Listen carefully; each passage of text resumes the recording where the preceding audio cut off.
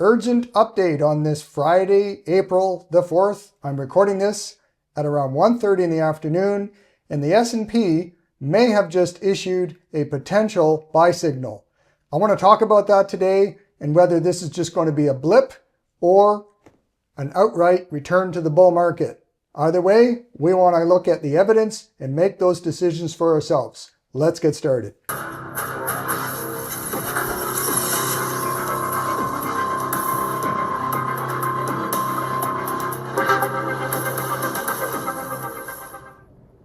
Okay, we're going to start off with the chart of the S&P. And by the way, today, guys, the videos, I'm trying to make it as compact as possible. So I can't give you full explanations on every one of the indicators I'm going to talk about, but I have covered them in past videos, which is why you really got to take my technical analysis basics series of videos that I've done on this channel. So anyways, let's get to the S&P 500. As we all know, there was an uptrend. The uptrend ended.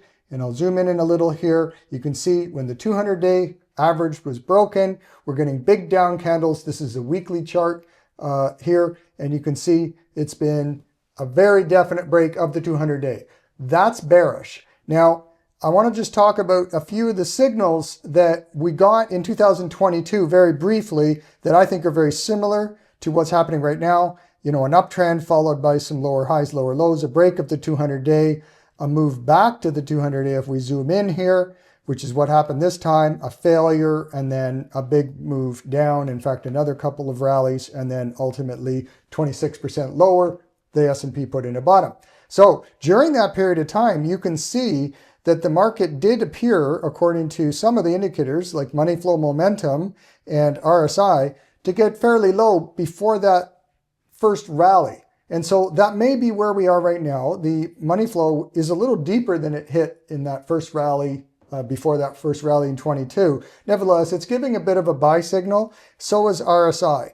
But what I want you to notice is that the real bottoms on major market drawdowns, and no assumptions here, but there may be a major market drawdown going on with the tariffs, is that we do tend to get some divergence and a bottoming crossover in MACD. And that's not yet what is happening. In fact, if you look at MACD right now, it's clearly just started its journey down. And it's a big picture indicator. So that tells us that maybe there's more downside to come. But in the near term, some of the indicators like RSI and MFI are suggesting that maybe we might get a rally in the short term. Let's look at some more evidence. Okay, now remember, all I do is I look at evidence. I do not have the answer.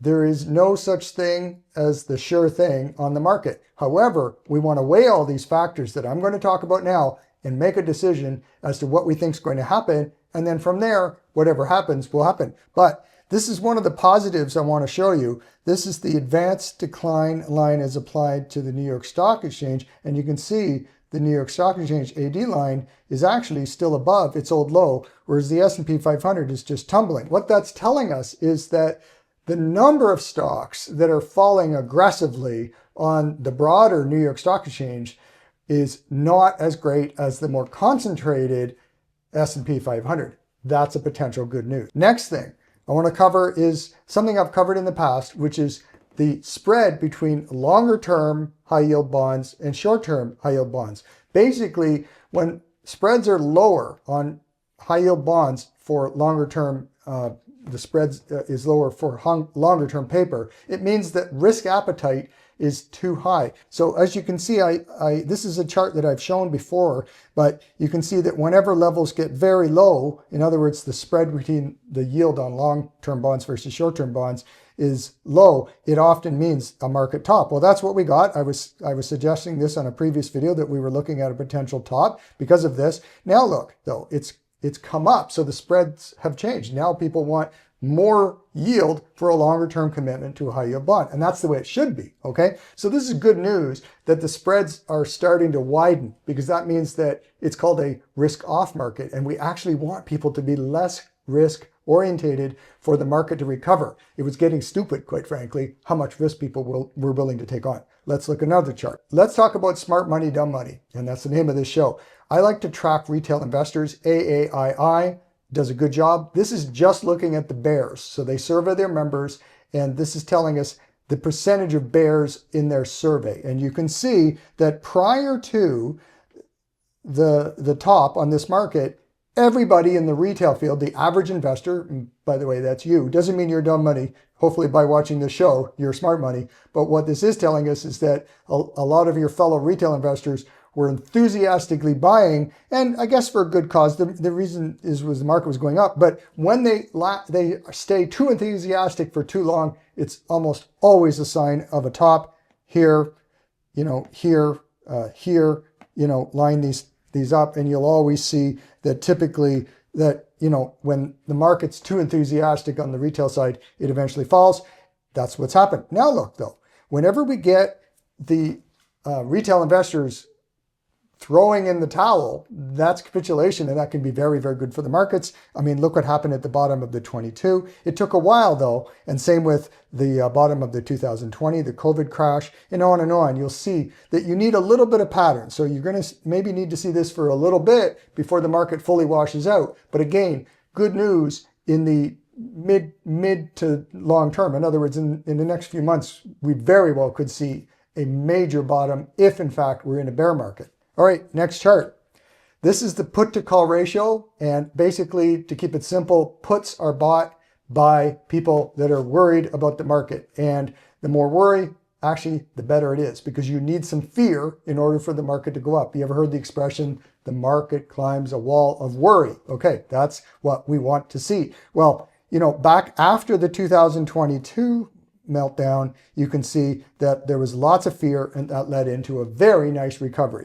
Well, here we had too much complacency. There was no fear. There was no fear in 21 leading into the 22 crash. There was in fact, if we go back in time, you'll see there was no fear leading into the 08 crash, and on and on. So it's good that we're starting to see some fear return. We're not at that high point where we typically see a washout.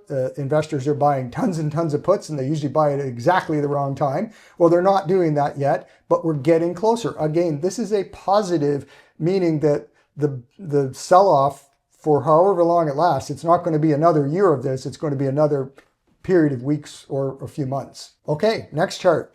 I always like to say, well, I'm a member of the investment advisors community. We're portfolio managers at ValueTrend. Most investment advisors and portfolio managers are just as bad as retail investors. They're wrong at the wrong time. Everybody says that, most active managers don't outperform the market.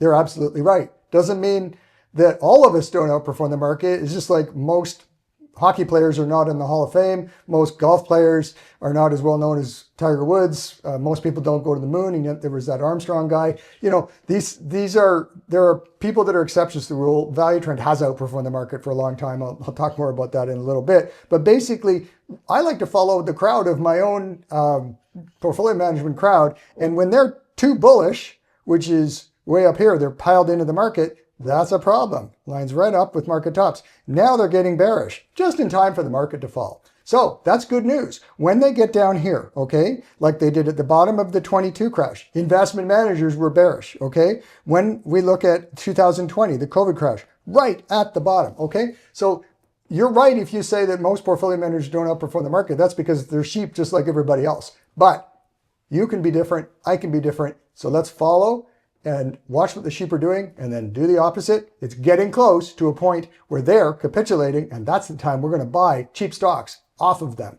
Next thing, just wanted to talk a little bit about ValueTrend because I just mentioned we're not typical portfolio managers. This is the past 3 months return. We've had a positive 2.4%. This is before fees, but in that 3 month period, most of our clients have only paid us about 1/4% in fees. So, between 0.25 and 0.3, depending on your fee structure, we've made 2.46.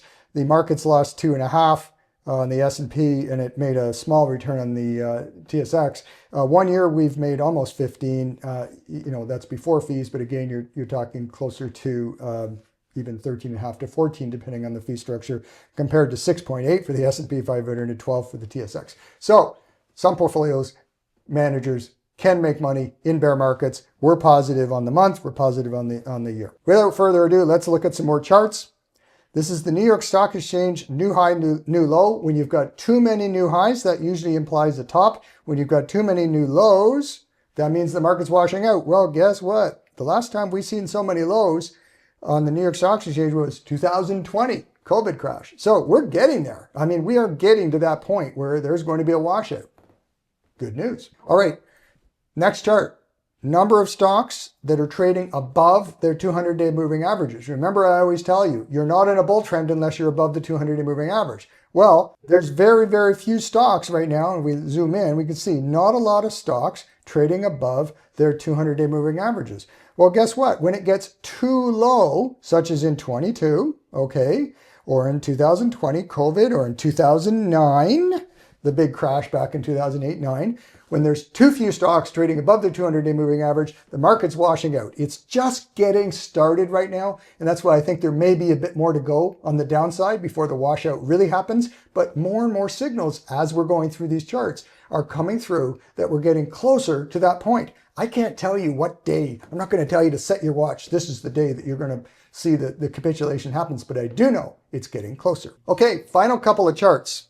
The VIX, you guys know what the VIX is, maybe some of you do. Anyways, the VIX is the volatility index. It measures the options premiums. Go back to some of my videos to see how that works. Basically, what we're seeing here is that when the VIX gets too high, meaning over 35, it tends to result in a market that's flushing out. Now, it can get quite a bit higher. You can see here's 2020.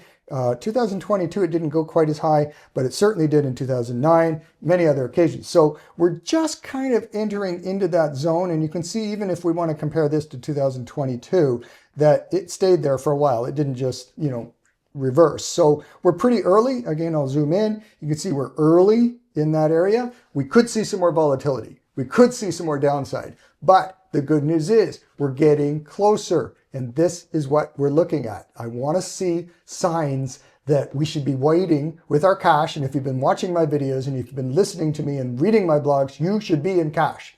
So I hope you are, because I've been talking about it only for 4 months now. So now we all have cash. Anybody that's been following me, now it's time to start looking for that opportunity to go in. Follow my blogs. Go to www.valuetrend.ca, and I'm much more specific on those blogs as to the trigger points. You want to subscribe to the blogs. Next thing, I'm going to just cover a couple of indicators that give us overall risk. And one of them is something you guys can access. Any retail investor can access. It's free. The CNN Fear and Greed Index. Maybe a lot of you have heard of it. Well, it's been an extreme fear. So we take a look. That's good news. When investors are fearful, that's good.